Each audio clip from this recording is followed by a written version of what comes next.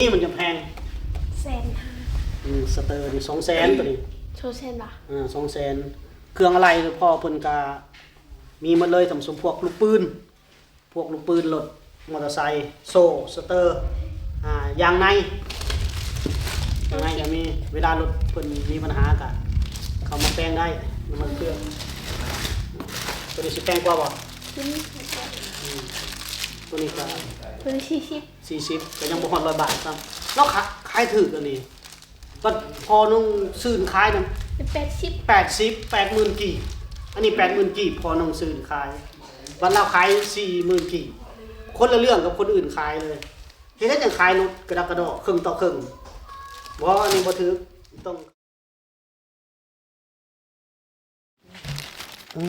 หมักตัวนี้บ่อย่างงามมากเลยเนาะสบายดีท่านผู้ชมเด้อสบายดีเด้อพ่อกับบ่จอยเส้นเก่าเส้นเคยท่านผู้ชมเนาะขอบคุณรอก็อยู่เป็นเลยมื้อนี้มายามน้องใจเด้อท่านผู้ชมมายามน้องใจ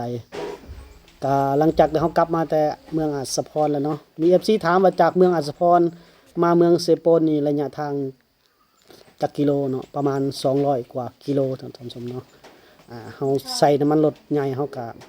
ล้านกีบไปกลับเนาะหรือประมาณ1,500 บาทประมาณนั้นเนาะไปกลับเมืองอัสสะพรท่านผู้ชมเนาะประมาณ200 กว่ากิโลนิดนึงน้อยๆนึงเนาะท่านผู้ชมก็เมื่อยามบ้านเกิดพ่อบ่จอยเป็นคนผู้ไทยเนาะแล้วก็บ้านเกิดสาวผู้ไทยเนาะท่านผู้ชมเนาะก็เป็นบ้านเกิดเมื่อเยี่ยมยามบ้านเกิดเนาะมี FC ว่าโอ้บ่ได้ไปเป็นสะพานบุญบ่เฮาก็ถือโอกาสมาเยี่ยมยามบ้านเกิดแล้วก็ไปเที่ยวไปนั่นเลยเปิดหูเปิดตาเนาะเฮาก็อยากไปสัมผัสบรรยากาศดินแดนของเผ่าผู้ไทยเนาะให้นำลงให้ผู้ชมเพิ่นเบิ่งว่าซั่นซะเนาะส่วนงานสะพานบุญเฮาก็ยังรับคือเก่าเนาะแต่ส่วนนี้ก็ยังอยู่ในเทศกาลปีใหม่หรือว่าเทศกาลวันสงกรานต์เนาะกับมื้อนี้เป็นวันที่14ละแต่เฮายังบ่ได้ออกไปถ่ายทำมาพอดีมื้อนั้นยกโทรศัพท์โทรมาหาพ่อน้องใจว่าพ่อน้องใจว่างบ่หรือว่าไปทางใดปรากฏว่าฮู้ข่าวว่าน้องใจบ่สบายเนาะเป็นไข้2 อาทิตย์ท่านผู้ชมบ่ได้ไปรักษาเลยบ่ได้ไปเข้าห้องหมอบ่ได้ไปกวดบ่ได้หยังเลยก็ช่วงที่น้องเพิ่นบ่สบายนี่ก็ไปช่วยเวียกงานแต่งย่างไปก็ย่างมาก็ย่างไปส่งนางก็ย่างอีกช่วงนั้นก็แดดอะลีอากาศก็ร้อนขนาดบ้านคุณใกล้ๆกับสปูนพูนย่างไปบ่ย่างอิ่มละมีแต่ย่างกับย่างก็เลยบ่สบายสุดก่อนก็เพิ่นเมื่องานแต่งสุดก่อนที่บ่จอยไปตอนนั้นก็กลับมาบ้านก็บ่สบายเพราะว่าย่างตากแดดเด้สุดนี้ก็แม่นคือเก่าอีกแล้วกลับมาเยี่ยมยามแล้วก็โทรถามพ่อว่าอาการเป็นอะไรล่ะไอเจ็บคอเนาะแล้วก็มีไข้ฮ้อนบ่จอยก็สั่งยามาแล้วก็แน่อันนี้คลิปสาวผู้ไทยพุ่นเนาะก็สิเห็นอยู่แล้วมีการวางยาให้กินก่อนเบื้องต้นประมาณจัก3-4 วันถ้าไข้ลดก็ถือว่าเอายาต่อก็คันบ่รู้เฮาก็เปลี่ยนยาใหม่ให้นอนแต่บ่ได้ไปกวดบ่หยังเนาะไข้7-8 มื้อบ่ได้กวดเลย2 อาทิตย์พอบ่ได้พาไปกวดเลยบ่โดยบ่มีเงินไปกวดได้เนาะไปกวดก็ใช้เงินหลายอย่างต่ำก็บ่ประมาณ 4-5 ล้านกีบพุ่นแหละท่านผู้ชมเนาะเงินในใจขอกดเจอะแน่นอนเยอะยังล่ะแต่ก่อนค่อยไปเป็นไข้ก็น่าจะเป็นพวกไข้หวัดใหญ่ไข้หวัดนั่นแหละท่านผู้ชมเนาะอากาศเปลี่ยนแปลงเด้เพราะว่าอยู่เขตเมืองสกลเนี่ยอากาศมันก็เปลี่ยนแปลงหลายเนาะก็เฮ็ดได้ให้เพิ่นพักผ่อนให้กินยาช่วงเพิ่นอยู่นี่ก็ซื้อยานำพ่อค้าชาวเวียดนามมาหลอกขายเด้ที่จริงก็จักยาแบบใดหั่นแหละแต่บ่อยากนั่นแหละบ่อยากดีว่าได้แหละแต่ว่าเราก็กินเพราะว่าไปซื้อยาลาวออกขับรถออกไปนอกว่ะเนาะดนเพื่อสิไปฮอดก็เลยซื้อยาก็เสียงไอส่วนหลายจะอาการไข้ก็จะเป็นไอเนาะน้องใจก็ไอบ่ไอกลางคืนดินี่อากาศเย็นหลายเนาะไข้แน่แล้วบ่บัดนี้นี่ไข้แล้วเดี๋ยวนี้ดอกเตอร์โกรธเบิ่งเนาะ จะอุ่นๆนิดนึงเป็นอุ่นๆนิดนึง ใจหัวกัน ยานั่นก็ติดละคอตัวซื้อมาน่ะติดคอไว้แล้วแหละ เนาะเพราะว่าให้น้องไอกันขึ้นก่อนบ่จ้อย เดี๋ยวหมด มาบัดนี้เพิ่นก็ฟื้นแล้วคล้ายๆนั่นแล้ว จากทิศก่อนนี่ถือว่าบ่ได้นั่นเลยข้าวน้ำก็บ่ได้กินจ้อยได้สังเกตเบิ่งจ้อยลงแห้งเติบลงหลายกิโลเติบ ไข้แน่เดี๋ยวนี้ก็อาบน้ำในมันแต่ก่อนดำหมดนี่บ่ได้นอนเลย เดี๋ยวนอนเลยถามอาการใครพุ่นเอาพุ่นใครแล้วพุ่นเป็นจังได นักบ่ติงบ่ได้เลยเพิ่นว่าไข่ เห็ มัน น ทุ สุ กอย่างเนาะ เออ ที่ไข้ ทางละเมอทางยังเพ้อเหมือนละไข่บ่จักย่างออกแต่เฮือนผู้เดียวก็มีสมมุติบ่น้องใจไข่เนี่ยโหดได้ถือว่านักแล้วตอนช่วงที่บ่จอยเมื่อบ้านว่าซั่นซะบ่จอยก็บ่ฮู้เด้คิดว่าเพิ่นบ่ได้เป็นหยังซะดอกว่ามาแต่เมืองอัศพรจังโทรถาม เลือดออกจมูกขเบิ่สำนี้ เลือดออก เออ ออกแต่ไส ตัวไอนะ ออกตัวนี้ เลือดออกดัง น่าจะเป็นการไอแหละ ก็ให้นะแม่เขาว่าเป็นหยัง ย่านเด้เนาะ ก็ยาก ไข่จนเลือดออกทางดังผู้ท่านผู้ชมถือว่าอาการหนักเติบ เสื้อตัวนั้นปลดเลย อืม สาเลย ปะเลย ก็หนักเติบแล้วเนาะแต่ว่าเดี๋ยวนี้พอได้ลุกมากินข้าวกินน้ำได้แล้วเพิ่นว่าธรรมดาก็กินข้าวเปียกแล้วต้มข้าวเปียกต้มในร้อนๆกินมื้อแรงก็กินยาเติมอีกทดลองเบิ่งยาตอนตัวเขาวางมาให้กันบ่ได้เฮาเปลี่ยนหานใหม่อีกก็ถือว่าสงกรานต์ปีนี้บ่ได้ลิ้นเลยนะเนาะ อยากไป อยากไปได้ตกเป็นไข่บ่ได้ไปแล้วคันแพ้นายก็ว่าดีคันบ่ได้เป็นไข่สิพาไปเลาะและไปหาเลาะทำบุญสงฆ์พระและขอพรนะ ชงพระ ได้บ่ถือคิดเนาะถือคิดสิเป็นหยังถือคิดก็เฮาบ่ได้ ไปนั่งกินอันนั้น ไปเที่ยวซื้อเฮาก็บ่ ไปนั่งกินตำ ไปเที่ยวซื้อก็บ่สงฆ์พระก็ได้แต่ว่าสงฆ์พระเฮาบ่ได้ขอพรบ่ได้หยังเด้ได้บ่ถือคิดนี่บ่ได้เนาะ ได้ เข้าวัดได้บ่ ชงพระก็อาทิตย์เดียว แม่น บ่ได้ บ่ได้แสดงว่าเข้าวัดได้บ่บ่ได้แล้วตัวก็บ่ได้เข่งขัดอันนี้ซะเนาะ น้ำใจเป็นลินเตอร์โคเนาะ ไปลิ้นเนาะ นี่ ไปหาท่องเที่ยวเอาแต่ว่าบ่ได้แล้วตัวเป็นไข่เลยก็ถือว่า แม่นโมคะ ไปถึกน้ำถึกแดดนั่นก็ตื่มอีกแล้วนั่นเสียปวดไห้เลยวันนี้พาเลาะอันนั้นก่อนท่านผู้ชมเนาะพาเลาะห่านเพิ่นก่อนเด้อมาสุดนี้ก็แปลกหูแปลกตาเด้อท่านผู้ชมน้องใจเปิดห่านแล้วบาดนี้เฮาก็สิบ่ได้ไปซื้อเครื่องห่านอื่นแล้วบัดแต่ว่าก่อนสิเข้าไปเบิ่งว่าเป็นมีหยังขายนะมีของคุณ ขายน้ำมัน20,000 น้ำมันเบนซินเนาะหรือว่าน้ำมันแอดซังน้ำมันนี่เป็นน้ำมันนำเข้ามาจากเวียดนามแม่นบ่ โดย เท่าไหร่นี่ 20,000 20,000กีบ20,000กีบนี่ก็เท่ากับเงิน40 บาท40 บาททางเมืองไทยมันได้เท่าไหร่นี่ปริมาณมันนี่600มิลลิลิตร600มิลลิลิตรต่อ40 บาทได้ขายอยู่บ่ตัวนี้ ได้ขาย ได้ขายอยู่เนาะ อย่าหมดนี่เราซื้อแล้วเด้อ อันนี้มันยังนี่ มันพืชอะ ฮะน้ำมันก็น้ำมันพืชเว้า มันยังก็ มันพืช หือ เป็นยัง น้ำมันเครื่องมอเตอร์ไซค์หรือว่าลีนรถจักรบ้านเฮาเอิ้นนั่นแหละตุกเท่าไหร่นี่เพิ่นขายตุก50ตุก50,000กีบ90 บาท ตัวนี้จะแพงก็ อื ตัว ม นี้80 ตัวนี้ 80,000กีบท่านผู้ชมน้ำมันเครื่องมอเตอร์ไซค์คริสตัลคริสตัลอ่านจักคือจักผิดอ่านหา เดี๋ยวเราอยากเบิ่ง 80,000กีบตัวนี้เฮ้ยเจ้านี่ห้อยกระดุมกระตบคือบ่เฮ็ดทางนี้คือบ่เฮ็ดทางนั้นเนาะคือบ่ใส่ทางอัดทางนั้นทางนี้ทางเขาเพื่อนเด้คือบ่ใส่ทาง รู้จักพ่อคอยดู ได้ยินพ่อเพิ่นว่าทางไหนเฮ็ดทางนี้ก่อนแล้วได้เงินแล้วจะก่อทางนั้นก่อประมาณเม็ดหนึงแล้วก็ใส่ตะนางบอกเราว่า ต้องใช้สปอร์ตอีกแล้วก็ แล้วเราอยากได้ประตูม่วนนะ เอานี่ให้ทุกคน แม่นอยากใส่ประตูม่วนทั้งนี้ทั้งห้องเท่านั้นนะทางหลังโต๊ะมงโต๊ะอันนั้นอยากใส่ประตูม่วนแล้วเอาตังค์มานั่งอยู่นี้เวลาแขกคนมานั่งดินอยู่นี่แล้วก็ขายเครื่องอยู่หันแต่ว่ายังบ่ทันได้มีงบเพิ่นว่าคันลกมันได้นี่ก็อยากได้ตู้แช่อยากขายอาหาร ถ้าขายอาหารนี่ได้ขายท่านผู้ชมขายอาหารเพราะว่า ทำทุกมือ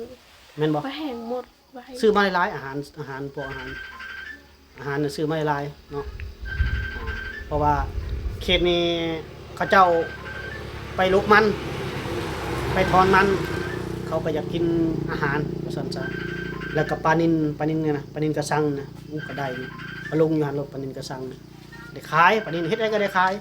ปลา ล นิ ง ล ดิน เขาก่ออ่างอยู่หันเด้เฮ็ดมันคงค่าเด้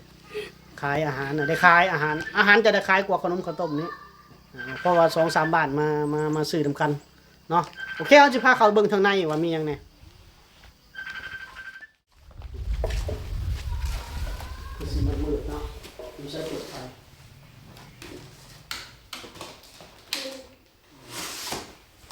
นี่ท่านผู้ชมจะเครื่องขายเพิ่น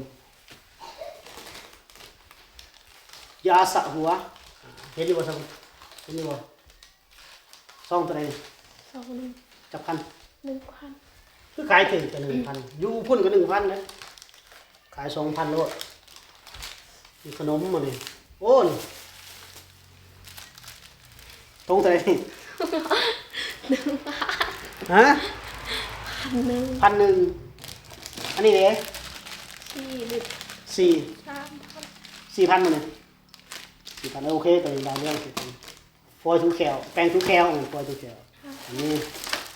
1,100เนาะอันนี้เดี๋ยวบ่สิอุดหนุนก่อนเฮามีงบอยู่ 5,000 กีบ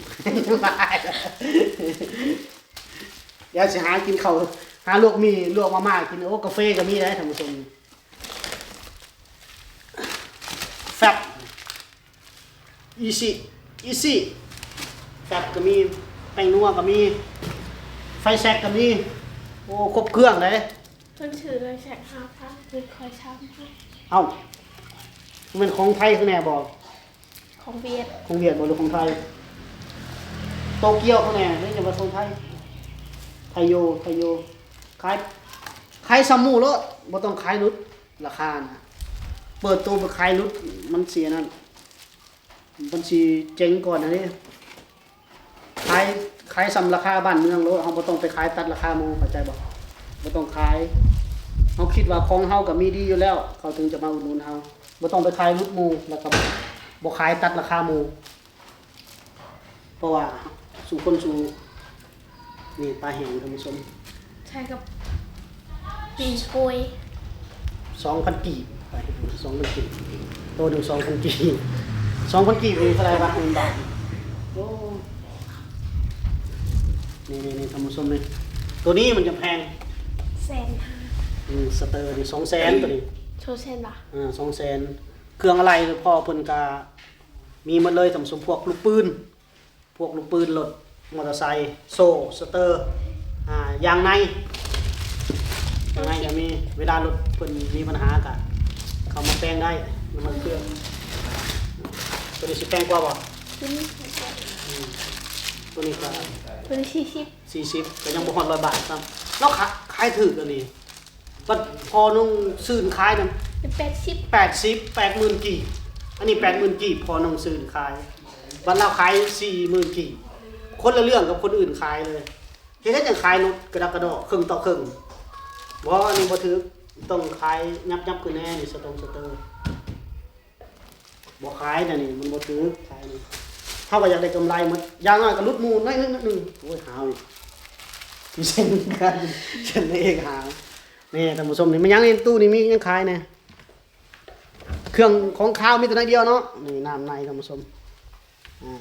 มีหมด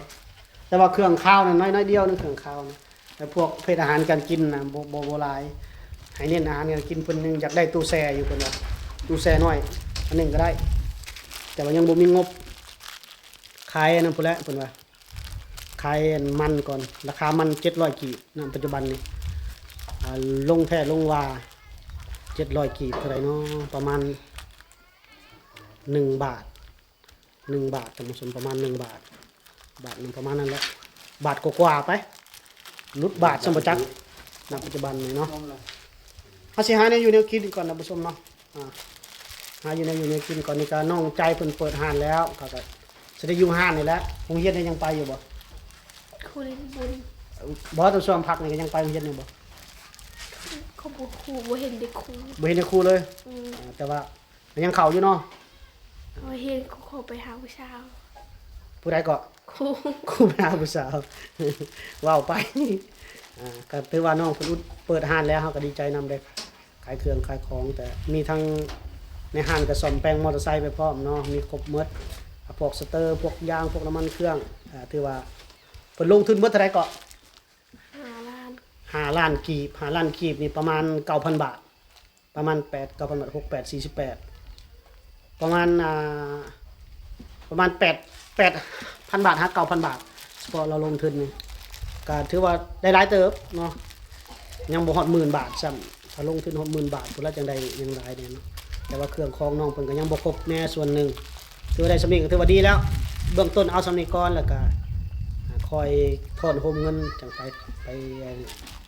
ซื้อมาใหม่อีกเนาะเปิดห้านขายของซ้ำนี่ก็เปรียบเสมือนน้ำซึมบ่อทรายเลยท่านผู้ชมถ้าเก็บเงินบ่ได้ก็เงินจะหายไปหมดเนาะบ่จอยเคยผ่านมาหมดแล้วการลงทุนค้าขายแบบนี้มันจะเงินตัวนั้นไปทางนี้เงินตัวนี้ไปทางนั้นเงินตัวนั้นไปทางนี้แล้วก็บ่ฮู้ว่าเงินนั้นอยู่ไสกำไรจักอยู่ไสสมมุติว่าเฮาขายเครื่องได้เดือนหนึงเฮาได้อยู่ประมาณ2,000 บาทหรือ 3,000 บาทเนาะก็เอาเงินตัวนั้นไปซื้อต่อเอาเครื่องเข้ามาใหม่อีกนะมีแต่อาศัยหักเอาเงินตัวนั้นแหละหักเดือนหนึงก็หักอยู่ประมาณ500-600หรือเท่าใดประมาณนั้นแหละมันจะบ่ค่อยเห็นเงินเป็นก้อนมาว่าซั่นซะผู้ชมที่อยู่ทางบ้านเนาะรับชมอยู่แล้วเห็นว่าเฮาสิทอดโฮมเงินไปได้ก็แนะนำเข้ามาเด้อท่านผู้ชมเนาะสมมุติว่าเฮาขายเครื่องเดือนนี้เฮาได้เงินประมาณ 5,000 บาทนี่เฮาสิหักแบบใดแบ่งแบบใดจังสามารถฮู้ว่ากำไรอยู่ไสแล้วก็ต้นทุนอยู่ไสเนาะแล้วก็รายจ่ายอยู่ไสเนาะเพราะฉะนั้นก็ช่วยแนะนำมาแน่เนาะผู้ที่เคยมีประสบการณ์ว่าซั่นซะเนาะท่านผู้ชมเนาะโอเคเอาขอพักผ่อนก่อนท่านผู้ชมให้น้องใจเพิ่นก็บ่สบายเนี่ยเนาะพุ่นละเดี๋ยวจังให้น้องพักผ่อนก่อนเนาะเดี๋ยวเฮาจะมาต่ออีกเนาะท่านผู้ชมเนาะมื้อนี้ปกติแล้วน้องใจยกปลาเข้าสุกินเนาะมื้อนี้บ่จอยยกเองได้มื้อนี้แหละมาเด้อกินข้าวเด้อมาเฮือนข่อยต้องได้กินข้าวเด้มาเฮือนข่อยได้นี่แหละ ที่งานเลยบ่ เอากระตุกบ่มีตีนเนาะเรียกว่ากระตุกมีตีนซะดอกอ๋ออาหารบ้านๆมากเลยแล้วลุกขึ้นเด้อลุกขึ้นเด้อตากล้องลุกขึ้นนะยับขึ้นนะมันยังเดียดีเนาะคืออะไรวะเนี่ยรู้จักแต่มะเขือแจวอันนี้หัวตำไข่ แซ่บเลย ปลาทูผักนั่นนี่น้องใจผักอะไรเนี่ยฮะ จะได้ ผักแคลกผักขี้เล็กนะเอามาเห็ดอันนี้ก็ได้บ่เราจะลองกินบุคคลบ่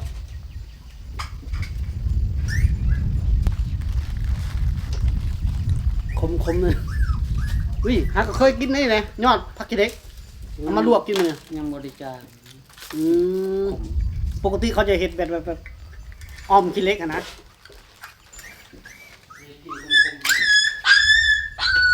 ของปลาก็มาทอกสุกินอีกบ้านนี่เจ๋งพอดีนะของในห้างมันคันมาดูนี่พอแห้ง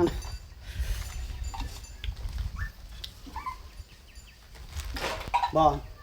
เว้นพอต้องใจอันเวลาแขกมานี่ไปยกของเครื่องในห้างนี่ไปให้หมูกินตลอดเจ๋งพอดีเลย ได้กินบ่ได้จักอย่าง มาได้กินข้าวเด้อท่านผู้ชมเด้อกินข้าวน้ำบาจอยเด้อกับน้องใจโอ้นี่มันเผ็ดกีระบ้องเผ็ดนี่ไอ้ขี้คือหยังน้องใจนี่คือหยัง ไปชิมหมูแซ่บ ให้ซิมเบิ่งมากินข้าวกันเด้อโอเคท่านผู้ชมเนาะกลับมาเยี่ยมยามน้องใจเพิ่นก็ลุกได้เว้าไปได้แล้วท่านผู้ชมเฮาก็บ่ได้ฮู้เด้ตลอดทิศ2ทิศน้องเป็นไข้บ่ฮู้บ่มีไผโทรบอกก็บ่ได้ติดต่อหาน้องเพิ่นเลยพอฮู้ตัวว่าน้องบ่สบายก็ซื้อยามาให้กินแล้วก็น้องเพิ่นฟื้นได้แล้วแต่ยังมีไข้อยู่ในตัวนิดนึงเนาะก็พุ่นแล้วหลังสงกรานต์จะกลับมาหากันอีกเนาะเพราะว่าสงกรานต์นี่น้องเพิ่นก็บ่ได้ไปเที่ยวแล้วเฮาก็เดี๋ยวสิออกไปหาเก็บ ภาพบรรยากาศในงานสงกรานต์เล็กน้อยให้ท่านผู้ชมนะครับชมเนาะกะเวียกงานสะพานบุญเฮาก็ยังครับเป็นสะพานบุญคือเก่าเด้อท่านผู้ชมเนาะ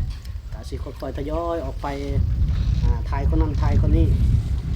แล้วก็ออกไปหาเคปน้องๆเนาะโอเคท่านผู้ชมพบกันใหม่ในพี่หน้าสำหรับ EP นี้